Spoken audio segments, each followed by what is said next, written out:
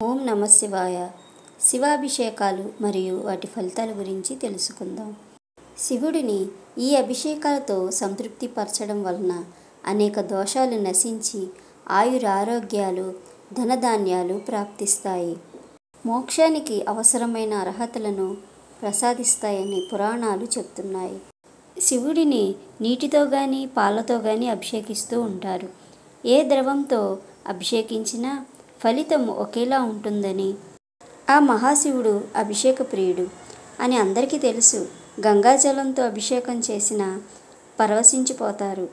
అటువంటి శివుడిని ఏ ఏ పదార్థాలతో అభిషేకం చేస్తే ఎటువంటి ప్రయోజనాలు పొందుతారో తెలుసుకుందాం.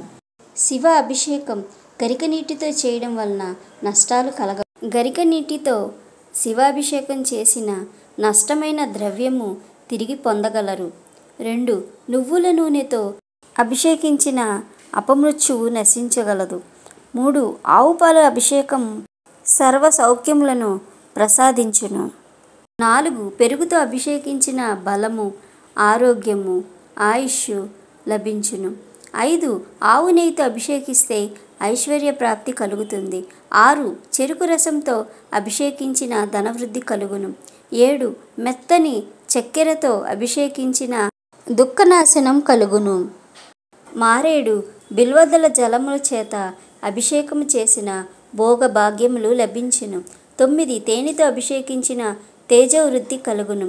10. పుష్పోదకము చేత అభిషేకించిన భూలాభము కలుగును. 11. కొబ్బరి నీటితో అభిషేకము సకల సంపదలను కలిగించును. 12. రుద్రాక్ష జలాభిషేకము సకల ఐశ్వర్యములనిచ్చును. 13. భస్మము అభిషేకము చేస్తే పాపాలు నశించును. 14. గంధోదకము చేత అభిషేకించిన సత్పుత్ర ప్రాప్తి కలుగును.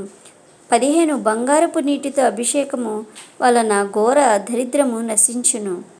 నీటితో అభిషేకించిన నష్టముమైనవి తిరిగి లభించును. 17. అన్నముతో అభిషేకించిన అధికార ప్రాప్తి, మోక్షము, దీర్ఘాయువు లభించును. 18. ద్రాక్షరసముచే అభిషేకం చేస్తే ప్రతి దానిలో విజయము లభించగలదు. 19. ఖర్జూర రసముచే అభిషేకము శత్రుహానిని హరింపచేస్తుంది. 20. నేరేడు పండ్ల రసముచే అభిషేకించిన వైరాగ్య సిద్ధి లభించును. 21. కస్తూరి కలిపిన నీటిచే అభిషేకించిన కీర్తి లభించు. నవరత్నోదకముతో అభిషేకము ధాన్యము, గృహ, గోవు వృద్ధిని కలిగించును. మామిడి పండ్ల రసము చేత అభిషేకము చేస్తే దీర్ఘకాల వ్యాధులు నశించును. 24. పసుపు నీటితో అభిషేకించిన మంగళప్రదము, శుభకార్యాలు జరుగుతాయి.